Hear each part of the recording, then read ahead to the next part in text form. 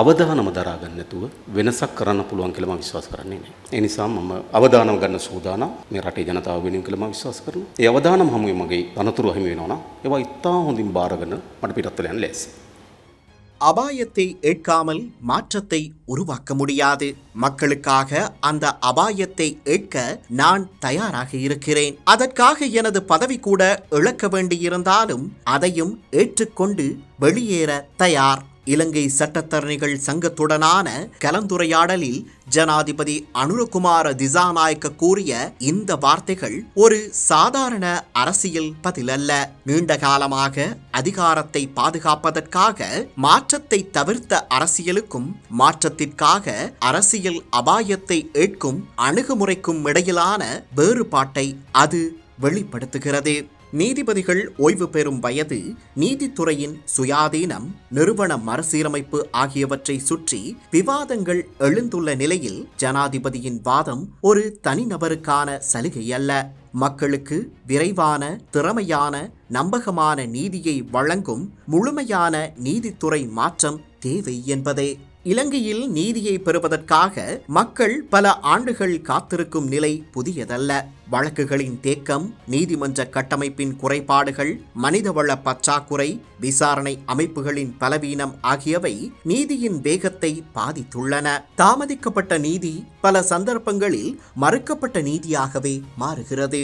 இந்த பின்னணியில் முன்வைக்கப்படும் மாற்றங்கள் நீதிமன்றங்களில் மட்டும் முடிவதில்லை. லஞ்ச ஊழல் ஆணைக்குழுவிற்கு நாடு முழுவதும் 24 கிளைகள், 373 புதிய அதிகாரிகள், போலீஸ் துறையில் 10,000 புதிய ஆட்சேர்ப்புகள், சட்டமா அதிபர் திணைக்களத்தை வலுப்படுத்துதல், 11 புதிய நீதிமன்ற கட்டடங்கள், நீதிமன்றங்களின் டிஜிட்டல் மயமாக்கல், நீதிபதிகள் மற்றும் நீதித்துறை ஊழியர்களுக்கான வசதிகளை மேம்படுத்துதல் போன்ற நடவடிக்கைகள் ஒன்றிணைந்தால் அது ஒரு நீதித்துறை மறுசீரமைப்பாகவே பார்க்கப்பட வேண்டும். இந்த விவாதத்தின் மையத்தில் ஈஸ்டர் தாக்குதல் வழக்கும் உள்ளது.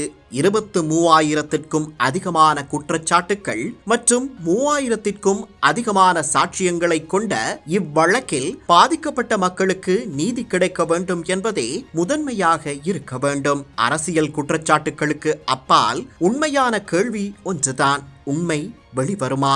பொறுப்பானவர்கள் சட்டத்தின் முன் நிறுத்தப்படுவார்களா? ஈஸ்டர் ஞாயிறு தாக்குதலின் நீதி பயணமும் இப்போது ஒரு தீர்க்கமான கட்டத்தை எட்டியுள்ளது.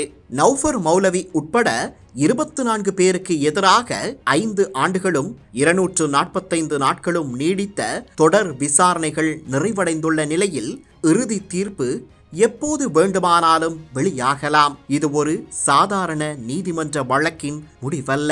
2019 ஏப்ரல் 21 அன்று உயிரிழந்த அப்பாவி மக்களுக்கும் காயமடைந்தவர்களுக்கும் தங்கள் அன்புக்குரியவர்களை இழந்து இன்று வரை நீதியை எதிர்பார்த்திருக்கும் குடும்பங்களுக்கும் மிக முக்கியமான தருணமாகும். குற்றவாளிகளை அரசியல் மேடைகள் தீர்மானிப்பதற்கு பதிலாக சாட்சியங்கள் மற்றும் ஆதாரங்களின் அடிப்படையில் நீதிமன்றமே தீர்மானிக்க வேண்டும். அதேவேளை தாக்குதலின் திட்டமிடல், பின்னணி மற்றும் பொறுப்புக்கூறல் தொடர்பாக இன்னும் விடை காணப்படாத கேள்விகள் இருந்தால் அவற்றுக்கும் சட்டபூர்வமான முறையில் முழுமையான பதில் கிடைக்க வேண்டும்.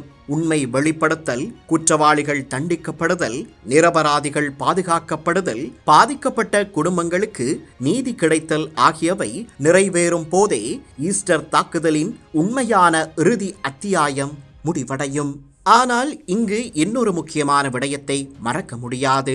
சீர்திருத்தம் என்ற பெயரில் நீதித்துறையின் சுயாதீனம் ஒருபோதும் பலவீனப்படுத்தப்படக்கூடாது. அதேபோல் சுயாதீனம் என்ற பெயரில் செயலற்ற தன்மையும் முடிவில்லாத வழக்கு தாமதமும் பாதுகாக்கப்படக்கூடாது.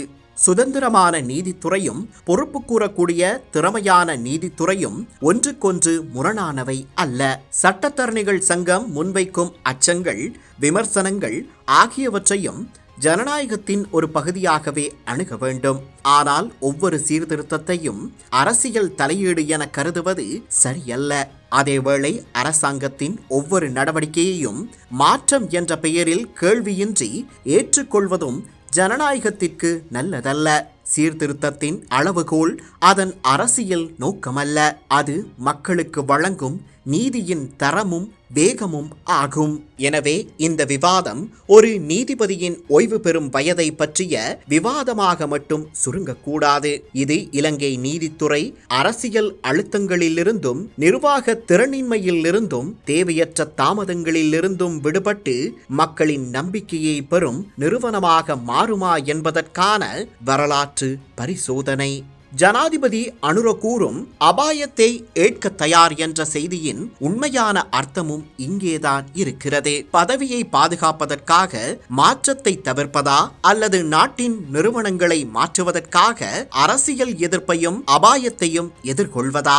அதிகாரத்தை பாதுகாப்பது அரசியலாக இருக்கலாம், ஆனால் நிறுவனங்களை சீர்திருத்தி மக்களுக்கு நீதி வழங்குவது ஆட்சியாகும்.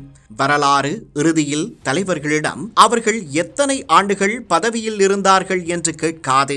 அவர்கள் அதிகாரத்தில் இருந்தபோது எதை மாற்றத் துணிந்தார்கள், மக்களுக்கு எவ்வளவு நியாயத்தை விட்டு சென்றார்கள் என்பதையே கேட்கும். அந்த பரிசோதனையின் முன்னால் இன்று இலங்கை நிற்கிறது.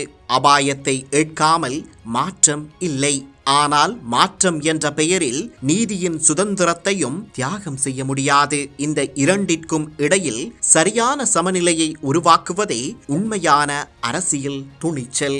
அது ஜனாதிபதி அனுரகுமார திசாநாயக்கவின் பேச்சிலும் செயலிலும் வெளிப்படுகிறது.